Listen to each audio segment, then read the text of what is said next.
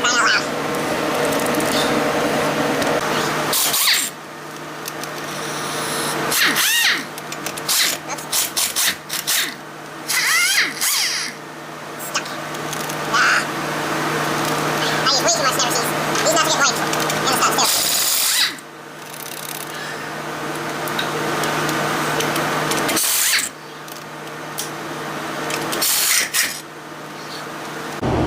So today, boys and girls, we're doing brakes. So after wiping all that excess never sees off the bolts or the nuts and the studs and the socket, I had way too much on there. But let's get started. First we gotta crack off the caliper mounting bolts, which are seen there and there. So let's get started. Okay, so this is a 10mm. We need to break it off. Oh, that wasn't hard. You pop it out. Doesn't look rusty. I'm gonna break the bottom of these. Have some stuff. There we go. Actually, not that bad. Oh, one thing you should do before taking both sides apart. Like I was saying before I accidentally hit the record button and paused it, you should only take one part or one side apart at a time. Come on, you old bitty. Oh, wait a minute. Okay. How's this something gonna come off? You don't want, oh, there it goes. You don't want to do that for sure. Alright, got it off. So you want to set this somewhere where it's not going to fall down, preferably. Hold on a sec there. Come on, you piece of junk. There we go. Alright, let me get this out of the way here. There, you can see it there. What the hell? That doesn't look right. Okay, never mind, it is. So, you don't want to set it up somewhere where it's going to fall down because you don't want to kink the brake line. But let me see if I can get a piece of wire and hang that off the upper control arm. Okay, so now we got that out of the way. You can see the pads were getting down there just a bit. That one's still got some material on it. But they're getting down there. We're going to replace the rotors.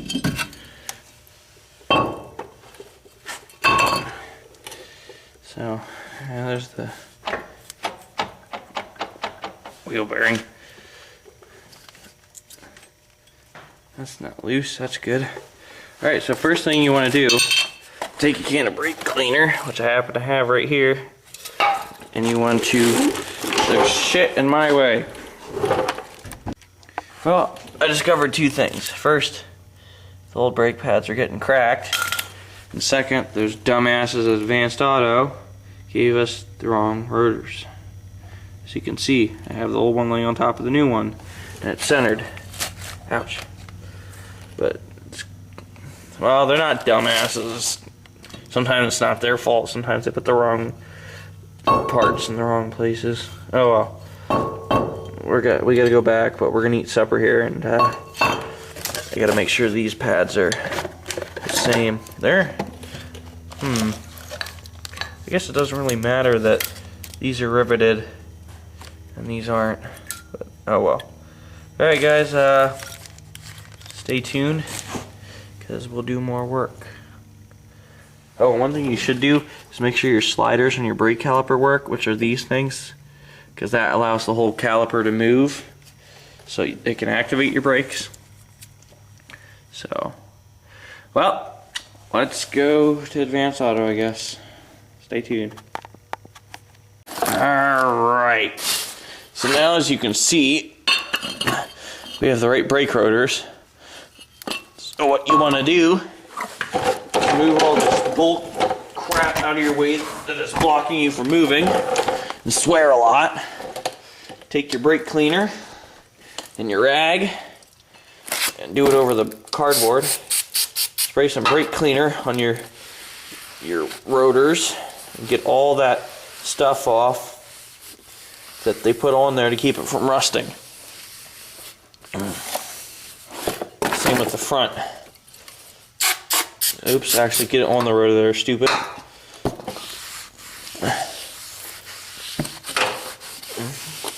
because if you don't take this off, I believe it will make your brake pad or your brakes surge, like your car will like you have a warped rotor. Might even warp your rotor, I'm not sure. But get all of it off. Next, what we gotta do is make sure that the surface is cleaned and there's nothing that's gonna get in there and screw us up. Alright, it looks good, so we're gonna slide the new rotor on there, like that. Next thing we gotta do is turn our light on. You gotta push the piston in, and you can't just do it like this because it doesn't work. And you have to do it one at a time, and you can't have the other caliper off, otherwise it'll push the other caliper out, or the other piston out of the caliper. So the other caliper still has to be in place. So what you do is you either get a fancy tool that is expensive, or you take one of your old brake pads, put it back in place, like, like so, and then you take a pair of pliers, or big pliers, and pinch it back. I'll show you in a sec. Okay, so I couldn't find a pair of pliers that was big enough, so we'll just use these vice grips, but you put it on the brake pad in the back where it's not going to hit anything or hurt anything, and you just squeeze slowly. This is hard to do with these vice grips. You just gotta, the stupid fan kicked on, but you just gotta push the piston back in, like so. See it going in? Now I gotta adjust these stupid things. You just push it in, just like that. There we go. Okay. Now you take your old pad off. Make sure your sliders slide properly. Take your new brake pads that are down here on the floor. You install them the right way. Derp-a-derp.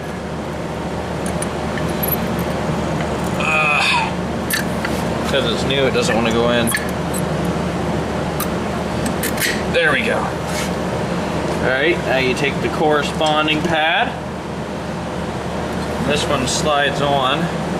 Try and show you like so.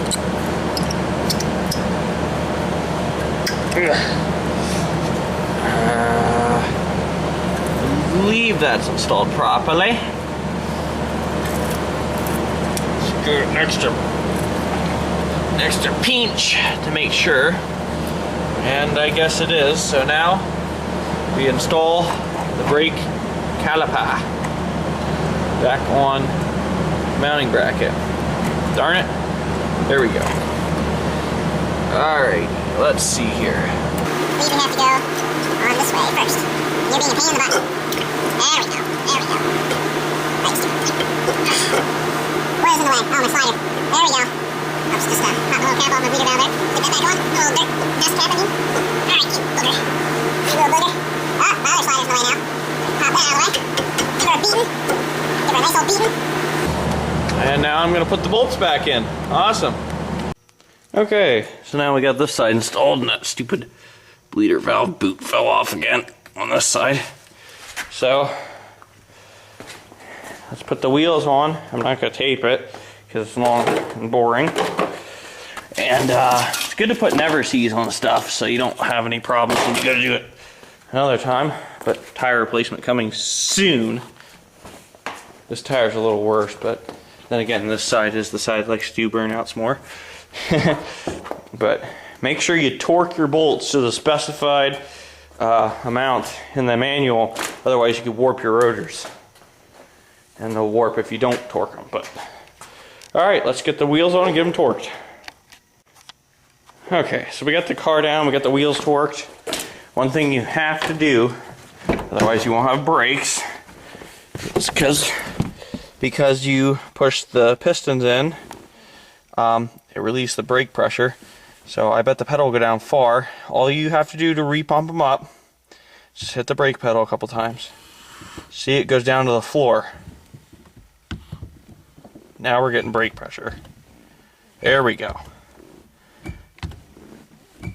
There, now we got brake pressure. So I'm gonna put the tools away and we're gonna go for a test drive. I'm gonna tell you what not to do when braking in your brakes. Okay, so listen closely after this. Okay, one thing you should do when checking your brakes and regularly is check your brake fluid. And if you have it filled up before you push your pistons and your calipers back in, if you fill it up, when you push the calipers back in, or the pistons back in, it's probably going to overflow. So, but if you see brake fluid on the floor while you're doing it, just make sure you know where it's coming from.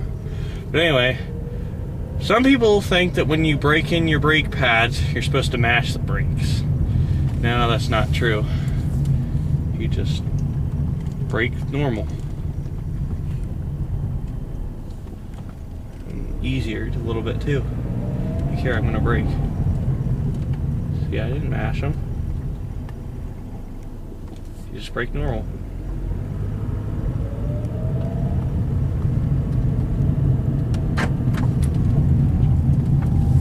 See, here, I'm gonna brake again.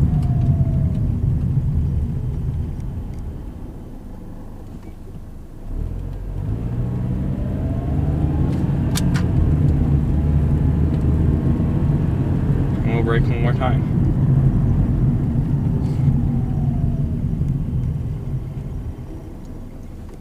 See, I didn't brake excessively hard.